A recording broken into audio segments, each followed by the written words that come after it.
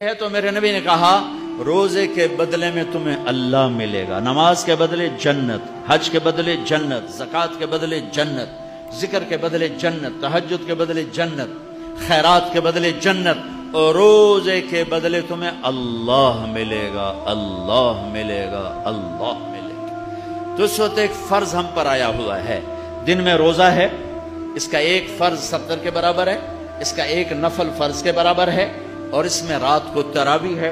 तरावी के हर सजदे पर 1500 नेकी है।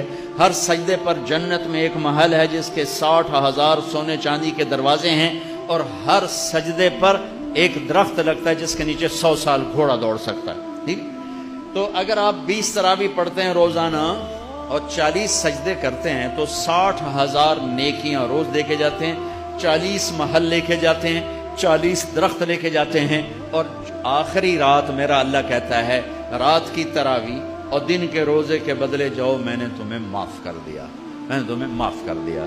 मेरे भाइयों, ये गमखारी का महीना है, ये मोहब्बत का महीना है। मेरे भाइयों, अपने रोजे की हिफाजत करो। इसमें अल्लाह ने हमें एक रात दी है जिसका नाम है शब कदर, लैलतुल कद्र। कद्र है, कदर नहीं, कद्र। कदर किसे कहते हैं? शब कद्र। कदर का क्या मतलब है? कदर का मतलब है इज्जत, मर्तबा, बुलंदी। तो अल्लाह कह रहा तुम्हें एक मर्तबे वाली रात दी, इज्जत वाली रात दी, मर्तबे वाली रात दी।